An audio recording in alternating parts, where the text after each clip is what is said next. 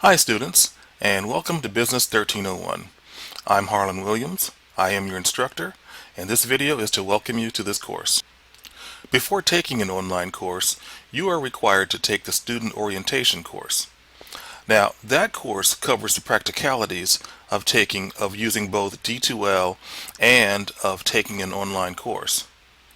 This video will overlap the D2L part of that just a little bit, but we'll also go into details onto how to get started with this course, what you'll need to do to get into it. So let's just dive right on in and get started. The first thing I want to bring to your attention are these widgets, these blue bars here. You'll find these on both the D2L homepage and on your course homepage. So this first widget here is a support widget, and it's got some things which are going to be important to you. The most important, I think, is going to be this link that says contact us.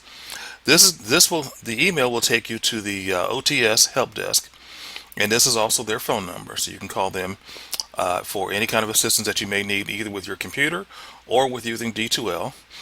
You also have live chat. Now live chat, I'm not going to click on that because I don't want to start a session, but live chat will bring in a live person who will chat with you to discuss with you and give you assistance for any D2L or any computer related issue that you're having as well.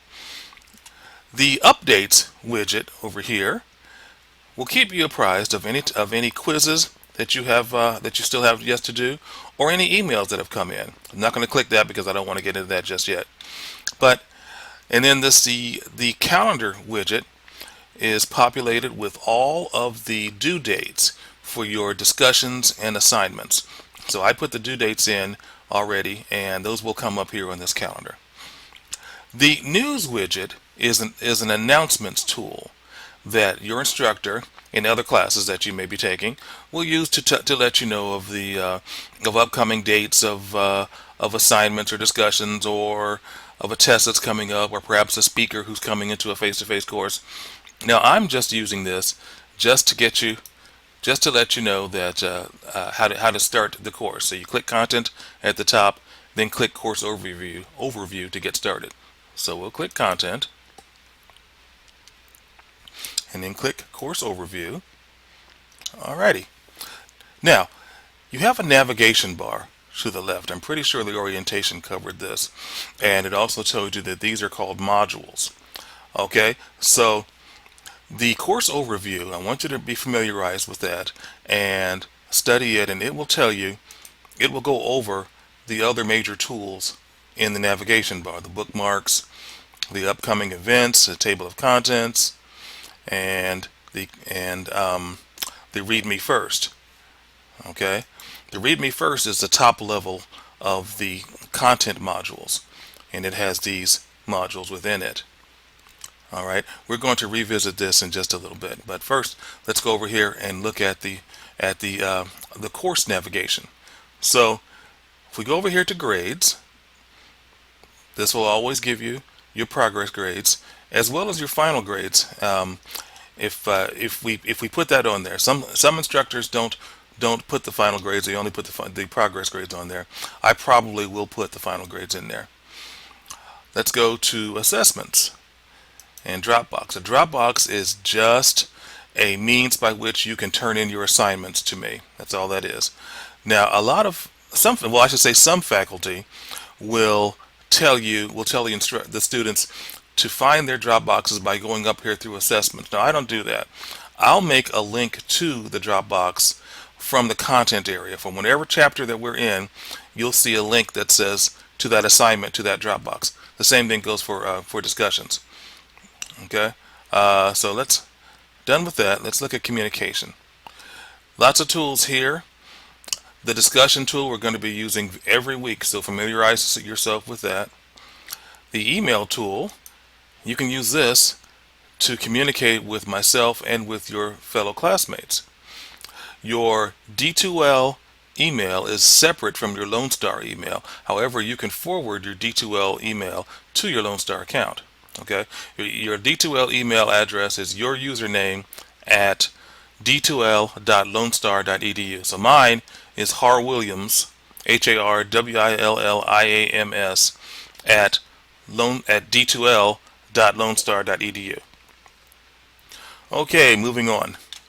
Let's go to resources now, and you'll have a number of tools here. We'll have a calendar tool, which we mentioned earlier. So this is another view. If we take it down to when we start, which is in August, let's see, here we go. There we go. Now you can see here's an item that we have coming up on August the 29th. If you click on that, so we know that this is a discussion. I know that because of that particular icon. That's a discussion icon. So that's going to be due on August the 29th. Okay. Click on this one on September the 3rd. September the 3rd. This is a Dropbox, and it's due at 11:59 that day. So just to let you know, that's available to you. Let's click on the checklist. Is a list of discussions and assignments that are in your course. Lets you know what's coming up, and you can also check them off as you finish them. Alright, it's kind of a handy tool to have. And let's see here. Here's the FAQ, frequently asked questions. I hope that I hit the most commonly asked questions. If I didn't, email me and let me know, and I'll add them to the FAQ. Resources. Let's see, the glossary. I do not use this glossary tool, but I include a glossary in each of your chapter items, chapter modules. So you'll see that there. Help is provided by D2L itself, and they've identified what they consider to be the most important help topics for students. So you can always look things up here and find out how to use them. All right. Resources again. I don't use the links tool, so don't worry about that. I do like this tool a lot, the system check tool. And what this does is it takes a look at your system and lets you know whether or not it's properly configured to run D2L. If it likes what it sees, it gives you a green check. If it thinks that what you have going on is a little iffy but not a deal breaker, it'll give you this downward pointing arrow. So now I have that for my display. But if it doesn't like something, it'll give you a red minus. If you get that red minus, go ahead and contact OTS, who are the desktop support people, and they'll help you address whatever that issue is. It might be as simple as just turning on JavaScript or just turning on cookies, but it might be a bit more complex. You may have to actually download the Adobe Flash plugin, which is free, but they can help you get that. All right. Okay, let's return now to the content area. Now, we talked about these modules. This module here that you see, that's called chapters. Now, this has all the chapters from the book.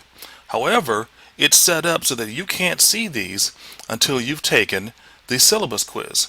So we click on Read Me First and go to the syllabus module. And there's your syllabus, and there's the syllabus quiz. So you can go over your syllabus, and it pops up here. And you can download this as well. We won't wait for that to load up. And once you've read that syllabus and you have familiarized yourself with it, you can take that syllabus quiz. Okay? And as it says here, it's not for credit, but you must pass it with a 100% in order to open the course. You'll have unlimited attempts, and then once you have passed it, then it will open up the chapters. So that's the last thing I needed to cover. If you have any questions, contact me. I'm here to help you. You can also assist each other. There is a discussion. There's a discussion board that you can post questions in for each other, and you can contact me via the course email. So the next time I see you, it will be in the first lecture. Good luck and have a good semester.